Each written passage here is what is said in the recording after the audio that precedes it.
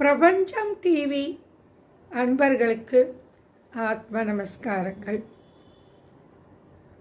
இன்னைக்கு பிரபஞ்சம் டிவிக்கு முக்கியமான ஒரு பதிவு கொடுக்க போகிறேன்.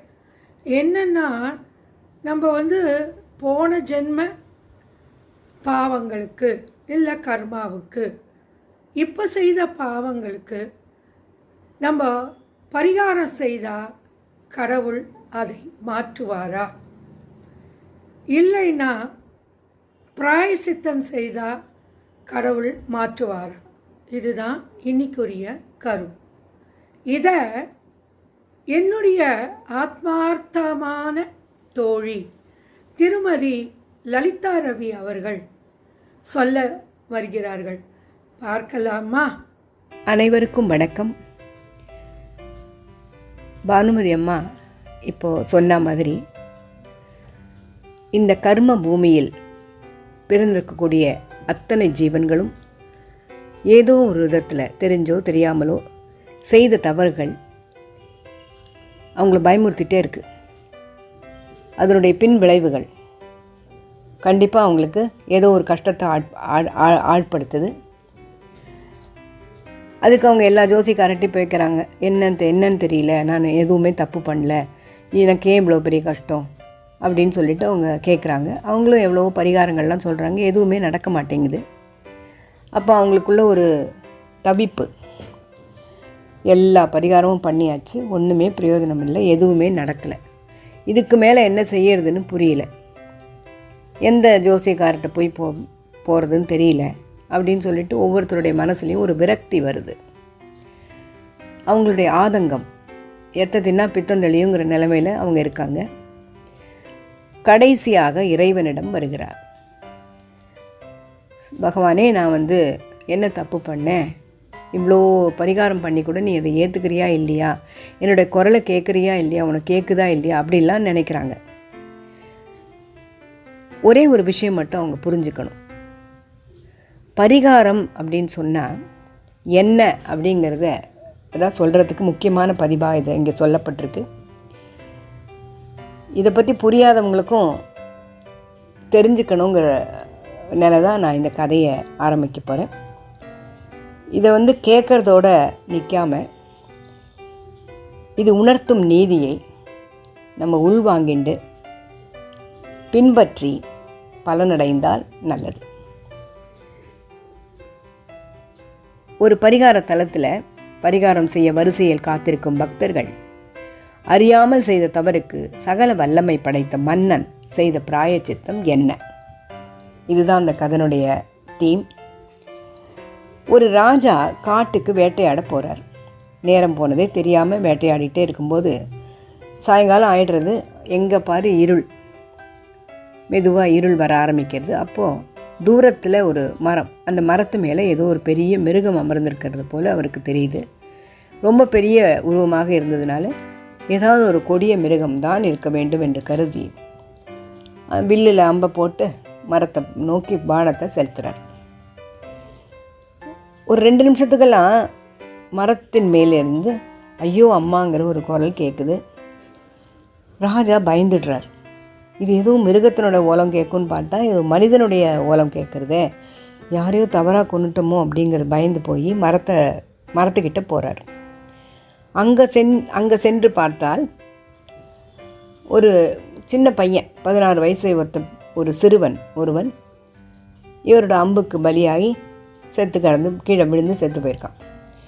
அடடா, இப்படி ஒரு விபரீதமாக போயிடுத்தே அப்படின்னு அந்த ராஜா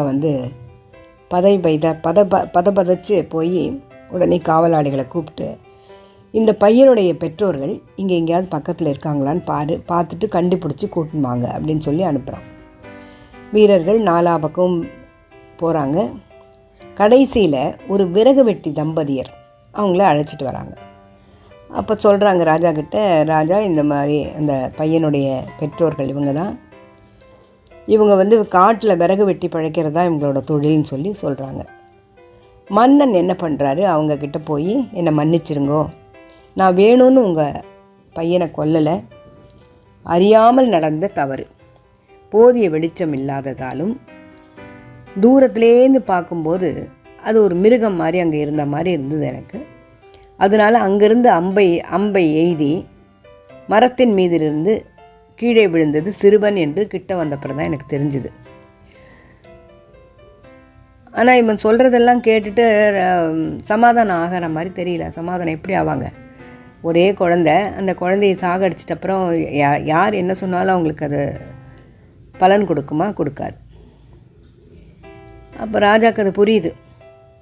உடனே ஒரு கையை தட்டி மந்திரி பிரதானிகளையும் காவலாளர்களையும் கிட்ட கூப்பிட்டு 2 பெரிய தட்டை எடுத்துகிட்டு வந்து அதில் ஒரு தட்டில் அவன் கையில் இருக்கிற கத்தி, இன்னொரு தட்டில் தான் போட்டுருக்கிற அத்தனை ஆபரணங்கள், வைரம் வைடூரியம், அப்புறம் முத்தாரம், நவரத்ன மாலை எல்லாத்தையும் அதில் பொற்காசுகள் எல்லாத்தையும் கொட்டி 2ஐயும் அவன் முன்னெல்லாம் வைக்கிறான். வச்சுட்டு, நான் எல்லாரையும் காக்க வேண்டிய கடமை எனக்கு இருக்குது, ஆனால் நானே என்னுடைய குடிமகனை உயிர் இழக்க காரணமாகி விட்டேன். அதனால் நான் தண்டிக்கப்பட வேண்டியவன். நான் இதுக்கு தீர்ப்பு சொல்ல முடியாது. பாதிக்கப்பட்ட உங்களிடமே தீர்ப்பை கூறும் வேலையை விட்டு விடுகிறேன் அப்படின்னு சொல்கிறார். நான் செஞ்ச தவறுக்கு பிராயச்சித்தம் இதுதான் அப்படின்னு சொல்கிறார். அதாவது பரிகாரம். பாருங்க, இது ஒரு தட்டு நிறைய பொற்காசுகளும் விலைமதிப்பற்ற ஆபரணங்களும் இருக்குது. அதை எடுத்துட்டு என்னை மன்னிச்சிருங்கோ. அப்படி மன்னிக்க விருப்பம் இல்லைன்னா இன்னொரு தட்டில் உடைவாள் வச்சுருக்கேன், அதை எடுத்து என்னை வெட்டி வீழ்த்தி உங்களோட பையனை நான் கொன்னதுக்கு நீங்கள் பழி தீர்த்துக்கோங்க அப்படின்னு சொல்கிறார். கூடவே தன்னுடைய கிரீடத்தை எடுத்து மந்திரியிடம் கொடுத்து இதை அரண்மனையில் ஒப்படைச்சிருங்க அப்படின்னு சொல்லிட்டு அவங்க முன்னால் நிற்கிறார். இங்கே கூட வந்திருக்கிற அந்த மந்திரி பிரதானிகளும் காவலர்களும் அப்படியே திகச்சு போய் நின்றுட்டாங்க. ஐயோ, இந்த விறகு வெட்டி நம்ம ராஜாவை கொண்டுட்டாருன்னா மக்களுக்கும் மகாராணியாருக்கும் என்ன பதில் சொல்கிறதுன்னு தெரியலையே அப்படின்னு சொல்லிட்டு அப்படியே திகச்சு போய் பார்க்குறாங்க. கொஞ்ச நேரம் மௌனமாக இருந்தான் விறகு வெட்டி. அதாவது, ராஜா, நான் ஒன்று இந்த ஆபரணத்தையும் பொற்காசுகளையும் எடுத்துக்கணும், அல்லது உங்களை நான் கொல்லணும், அதுதானே அப்படின்னு கேட்குறார். ஆமாம் அப்படின்னு சொல்கிறார் அவர். இங்கே இருக்கிற ஜனங்களை பார்த்து நான் ஒன்று கேட்குறேன், நான் எதை செய்ய போகிறேன் அப்படின்னு சொல்லிட்டு உங்களுக்கு தெரிஞ்சுக்கணுங்கிறது ஒரு படபடப்போடு காத்திருக்கீங்க இல்லையா அப்படின்னு கேட்குறாங்க. ஆமான்னு சொல்கிறாங்க எல்லாரும். அப்போ இவர் சொல்கிறாரு, அதாவது அந்த விறகு வெட்டி, நான் விரும்புகிறது இந்த பொற்காசுகளையும் ஆபரணங்களையும் அல்ல. என் பிள்ளைய போனப்புறம் இதை வச்சு நான் என்ன செய்ய போகிறேன்? எனக்கு இருக்கிறது ஒரே பையன். குழந்தைகளுக்காக தான் பொருள் ஈட்டக்கூடிய ஒரு நிலை இருக்குது. ஆனால் எனக்கு அவனே போனப்புறம் நான் யாருக்காக பொருள் ஈட்டணும்? தேவையில்லையே. அது மட்டும் இல்லாமல் இந்த பொருளை நான் எடுத்துட்டேன்னா அவனுடைய உயிருக்கு இவ்வளவு தான் விலை அப்படிங்கிற அளவுக்கு ஆகிடும். அதனால் எனக்கு இதெல்லாம் வேண்டாம் அப்படின்னு சொல்கிறான். சொன்ன உடனே இவங்க எல்லாம் என்ன நினைக்கிறாங்கன்னா, நமக்கெல்லாம் அவசர புத்தி தானே எப்பவுமே. ஆனால் அவன் படிப்பறிவு இல்லாத விறகு வெட்டி எப்படியெல்லாம் யோசிக்கிறான் பாருங்க. அப்படின்னா மன்னரை கொல்ல போகிறான் போல இருக்கே அப்படின்னு சொல்லிட்டு எல்லாரும் பயந்துட்டு நிற்கிறாங்க. விறகு வெட்டி தொடர்கிறான். நீங்கள் நினைக்கிறது போல் நான் மன்னரை கொல்ல விரும்பலை. அவர் அளிக்கக்கூடிய பொன்பொருளையும் விரும்பவில்லை. நான் என்ன விரும்பினோ அது எனக்கு கிடைச்சிடுது. அவர் செஞ்ச தப்பை உணர்ந்து மன்னர் மனம் வருந்த வேண்டும்னு நான் விரும்பினேன். அவர் வருந்துறது மட்டும் இல்லாமல் கண்ணீர் விட்டு அழுது பெருந்தன்மையாக தன்னோட உயிரையும் பதிலுக்கு தியாகம் செய்ய துணிந்து விட்டார். அது ஒன்றே எனக்கு போதும் அப்படின்னு சொல்கிறார். இப்போ மன்னரை தண்டிக்கிறதுனால என் மகன் எனக்கு மீண்டும் கிடைக்கப் போவதில்லை. ஆனால் இந்த நாடு ஒரு நல்ல மன்னனை இழந்துவிடும். நான் அப்படி செய்தால் என் மகனின் ஆன்மாவே என்னை மன்னிக்காது அப்படின்னு சொல்கிறான். இந்த இடத்துல நான் ஒரு முக்கியமான ஒரு நிகழ்ச்சியை உங்களுக்கு ஞாபகப்படுத்த விரும்புகிறேன். எல்லாருக்கும் படிச்சிருப்பீங்க. நம்முடைய வரலாறை சற்றே பின்னோக்கி போவோம். மனுநீதி சோழன். அந்த மனுநீதி சோழன் தன்னுடைய அரண்மனை வாசலில் ஒரு மணி கட்டியிருக்கான். எதுக்குன்னா அது வந்து யாருக்காவது குறை இருந்ததுன்னா அந்த மணி அடித்து சொல்லணும். மனிதர்கள் யாரும் வரல, ஏன்னா அந்த அளவுக்கு நாட்டை சிறப்பாக ஆண்டு வந்தார். ஆனால் ஒரு வாயில்லா ஜீவன், ஒரு பசு, அந்த பசுவுடைய கண்ணுக்குட்டியை அவன் புள்ள அதை சாகடிச்சிட்டான். அதுக்காக அந்த பசு வந்து பெல் அடிக்கிறது, மணி அடிக்கிறது. அந்த மணி அடித்த உடனே ராஜா என்ன பண்ணுறான், யார் தப்பு பண்ணாலும் என் பிள்ளையாக இருந்தால் என்ன, யாராக இருந்தால் என்ன, தப்பு தான் அப்படின்னு சொல்லிட்டு தேர்காலில் இட்டு அவன் பிள்ளையை கொன்னதாக வரலாறு. இப்படிப்பட்ட நாட்டில் வாழ்ந்து கொண்டிருக்கிற நாம் ஒவ்வொரு நிமிஷமும் நம்ம எப்படியெல்லாம் நம்ம யோசிக்கணும், அதுதான் நம்ம முக்கியமாக நம்ம இங்கே தெரிஞ்சுக்க வேண்டிய ஒரு விஷயம். இவன் வந்து அந்த விறகு வெட்டி இந்த மாதிரி சொல்லிட்டும் போயிடுறான். விறகு வெட்டிக்கு இப்படி ஒரு பெருந்தன்மை, இப்படி ஒரு ஞானம், ஐயோ எப்படி இது அதிசயமாக இருக்கே அப்படின்னு சொல்லி எல்லாரும் வந்து ஆச்சரியப்பட்டு போகிறாங்க. இந்த நிலையில்தான் நாம் இருக்கிறோம். அந்த மன்னன் தான் நாம் செய்யக்கூடிய பாவங்கள் தான் அந்த கொலை, அந்த விறகு வெட்டி தான் இறைவன். இப்போ புரியுதா உங்களுக்கு? எப்படிப்பட்ட மனசோட பரிகாரம் செய்யணும்? இப்படி செய்யக்கூடிய பரிகாரங்கள் தான் பலனளிக்கும். அதுக்காக நம்ம போய் சாகணுங்கிறது அர்த்தம் இல்லை. ஆனால் ஒரு பரிகாரத்தை எதற்கு செய்கிறோம் என்றே தெரியாமல் அதை இன்றைக்கி பல பேர் செய்கிறது தான் வேடிக்கை. என்னென்னா எல்லாருமே இப்போ என்ன சொல்கிறாங்க, நான் வந்து இவ்வளோ செலவு பண்ணி பரிகாரம் பண்ணியிருக்கேன், இத்தனை கோவிலுக்கு போயிருக்கேன், ஆனால் எதுவுமே நடக்கலை, என்னன்னே எனக்கு தெரியல, எதை தின்னா பித்தந்தளியுங்கிற நிலையில் இருக்குது, ஆனால் சுவாமி வந்து ஏன் திரும்பி பார்க்காம இருக்காருன்னு எனக்கு புரியவே மாட்டேங்கிறது அப்படின்னு. என்னென்னா இன்றைக்கி வந்து யாராவது சொல்லுவாங்க, ஒரு 5 வாரம் விளக்கேற்று, 5 வாரம் அந்த கோவிலுக்கு போ, 5 வாரம் வந்து பாலாபிஷேகம் பண்ணு அப்படிலாம் சொல்கிறாங்க. எல்லாத்தையும் பண்ணுறாங்க. எப்படி முதல் வாரம் பண்ணுறாங்க, 2வது வாரம் பண்ணுறாங்க, அடாடா 2 வாரம் ஆகிடுது, 3வது வாரம் 3 ஆச்சு, 4வது வாரம் 4 ஆகிடுது, 6வது வாரத்தில் நமக்கு எல்லாம் முடிஞ்சிடும். அதாவது அவங்க எண்ணிக்கையை தான் பார்க்குறாங்களே தவிர மனப்பூர்வமான அந்த ஒரு இல்லை, அந்த மனப்பூர்வமான ஒரு எண்ணம், நம்ம வந்து இந்த தப்பு பண்ணியிருக்கோம், அதுக்காக தான் நம்ம இந்த பரிகாரம் செய்கிறோங்கிற ஒரு உணர்வு அவங்களுக்கு இல்லை. ஏன்னா அந்த உணர்வு இருந்ததுன்னா அடுத்த வாட்டி அந்த தப்பை பண்ண மாட்டாங்க. இந்த தவறுக்கு இந்த தண்டனை அப்படிங்கிற உணர்வு அவங்களுக்குள்ளே இருந்தால் கண்டிப்பாக அவங்க மறுபடியும் அந்த தவறை பண்ண மாட்டாங்க. அந்த எண்ணம் அவங்களுக்குள்ளே இல்லை.